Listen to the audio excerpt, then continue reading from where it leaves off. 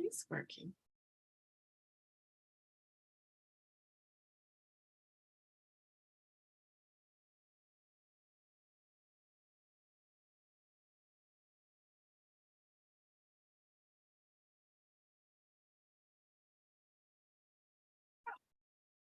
It's working.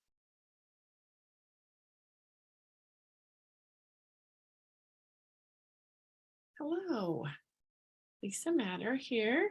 Welcome to the toddler room where you are loved, you are welcome, you belong, and everything you do is wonderful.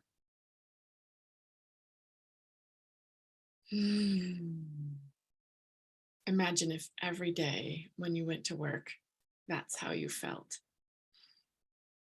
What might you be able to do next? What might you feel brave to try? What might you want to do, even if it was hard?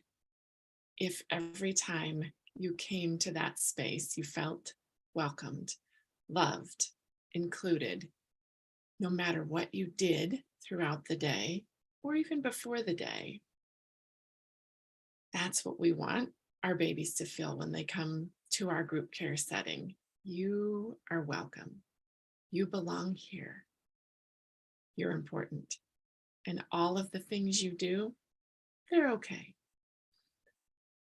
If you've ever spent time with a group of toddlers, that might not be how it feels all of the time, particularly if there are a lot of them, or if one or a few of them woke up early from nap, or didn't take a nap, or came to school on the wrong side of the bed.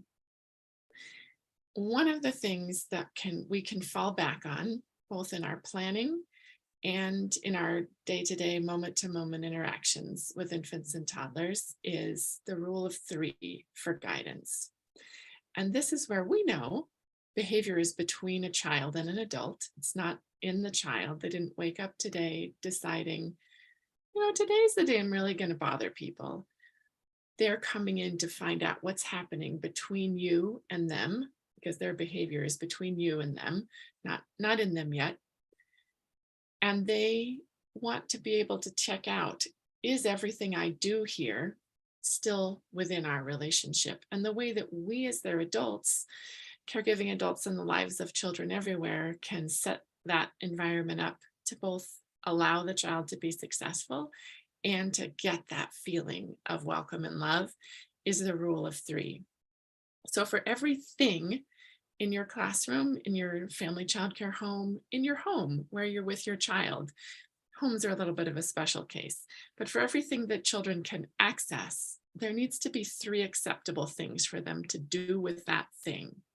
If you have something special that can really only be looked at, it needs to be in a place where it can't be accessed.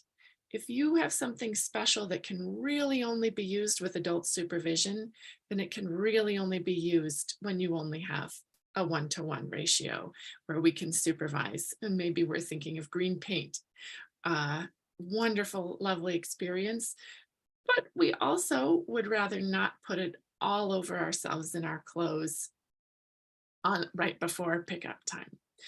So the rule of 3, everything in my room has to have 3 uses, is something we can prepare for ahead of time. Every time I consider bringing something into my environment, I think about what are 3 ways that this could be used.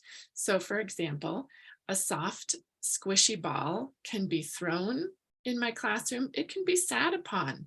It could be put under your shirt. It could be used as as something to feed a baby doll with. A list could go on. And if you've spent any time with toddlers, you can probably imagine many of the things they will do. If you've spent any time with toddlers, you also know you can't possibly imagine all of the things that they will do with something as simple as a ball.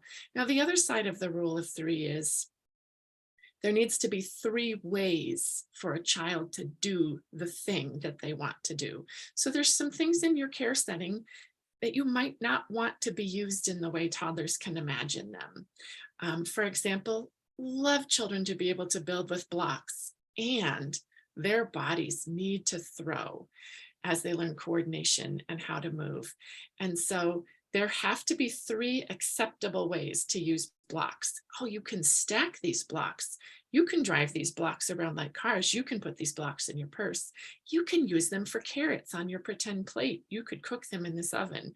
You can bring them to the sink. They'll survive getting wet. Lots and lots of acceptable things.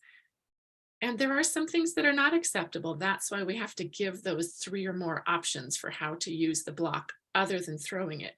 But the other side is now there needs to be three ways that I can throw in my care setting. So when I try to throw a block, my care teacher, my mom, my family friend and neighbor provider should be able to say to me, oh, look, I have these softballs you can throw. Let's go outside where we can throw a football together.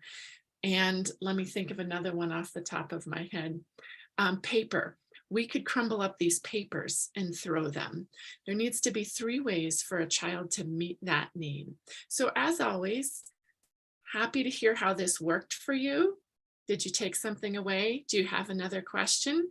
Please feel free to let me know in the comments. My kids told me I should do the YouTube thing and point to the comments so you can tell me what I could do for you next time. Thank you for visiting the Toddler Room.